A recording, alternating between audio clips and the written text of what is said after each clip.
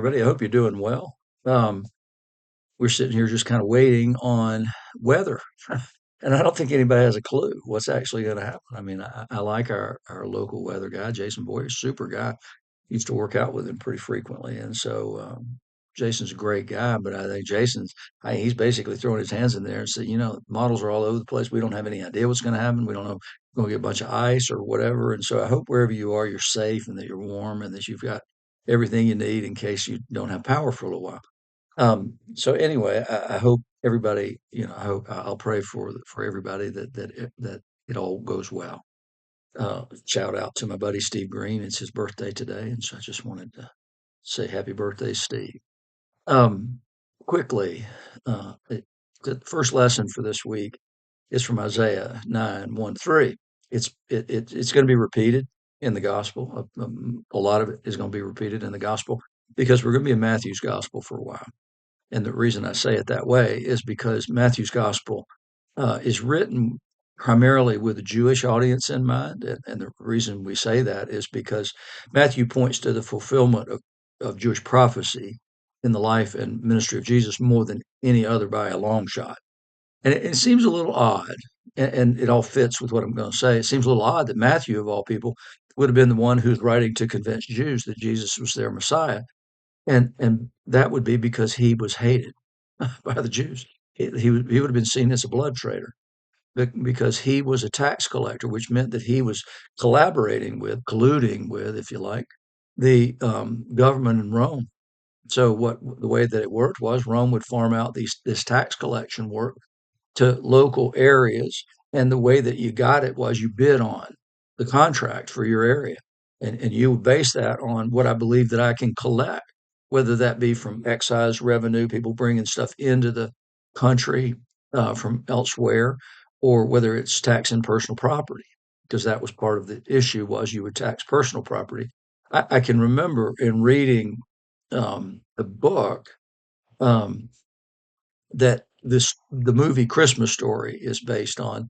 I can remember in that he talks about that back in Indiana in his days, and that would have been 40s, 50s, that the tax collector would come around and they would value the stuff in your house. And he said, comes this bargaining session, he said, well, that's a nice such and such.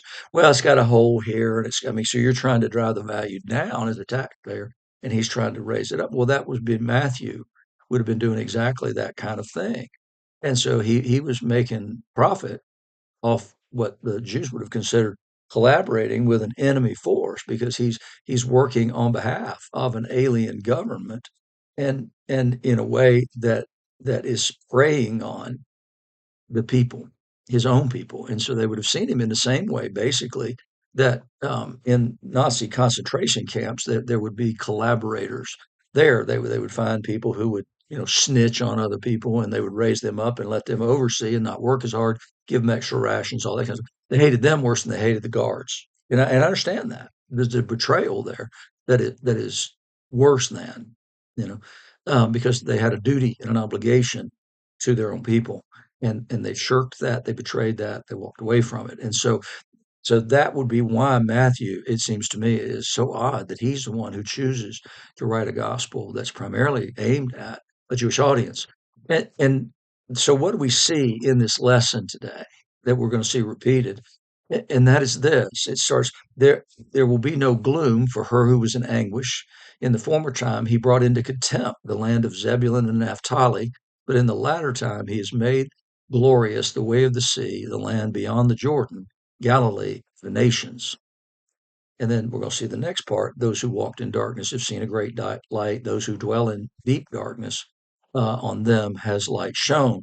And so, what I want to talk about real quickly is that what is all this talking about? What is this Galilee of the nations and those who walked in darkness in a land of deep darkness, and there's a light there. And so Zebulun and Naphtali are two of the sons of Jacob, right? So they're two of the 12 tribes. And so their land that was allotted to them when Israel took the land in the time of Joshua was that they were kind of in the northern part of Judah, and so that's where Galilee is. That's where the Sea of Galilee is. All that kind of stuff. The problem with Galilee, from a Jerusalem perspective, was that that they had compromised in the minds of the Jerusalemites, that they had compromised with the nations. That was the place, actually, when foreign invaders came in, they would come in through Galilee. That was the route to get to Jerusalem. And so what then happened was it became sort of a trading outpost on the edge of the empire. And so you could, I'm going to say the empire, I mean the Roman Empire. And so there was a lot of Romans who lived in that area and had settled in that area. A lot of retired Roman military people had settled in that area. And the Galileans then were seen as those who had compromised with them. They had made room for them. In the podcast, I tell a story about there's a town outside Chattanooga called Collegedale. And I can remember back in the 70s, I think it was, could have been the 80s, but I think it was the 70s, that my dad worked for a bank in Chattanooga. And one of the things that fell under his purview was the branch system. And so they were going to open a branch in Collegedale. And at that time, it was completely controlled by the Seventh Day Adventist Church. McKee Bakery, which is Little Debbie, is there, and the McKees are Seventh Day Adventists. There's a college there, Seventh Day Adventist College, and so it's a university now. And they train a lot of nurses there. In fact, when Will was in the hospital, we had multiple nurses who had trained at Southern. So at any rate, when they were going to open the branch there, um, they had to go before the commission or whatever it was in the town. And one of the things they had promised was that they would close the bank on Friday afternoon, particularly in winter, early enough people get home by sundown in order to keep the Sabbath. You go there now, it's totally different. It's completely different. And so you would see what you can see in Collegedale, if you've been around as long as I have, that you could see what kind of Galilee of the nations looked like. And it's not that Galilee of the nations is not a positive thing in Jewish minds. They really did believe that had been the place that was ultimately compromised, but it was also the place through which their conquerors came. And so now what do we see? We see that God's going to reverse the fortunes of Galilee, and the king will actually come from there. So the restoration of Jerusalem will begin right there in Galilee. And that's where Jesus spent much of his time. And so what we see is a complete reversal. This is where the conquest had come from. This is where the reconquista would come from, and the reestablishment of Israel, if they'll accept him. And we know the end of that story. In the name of the Father, the Son, and the Holy Spirit. Amen.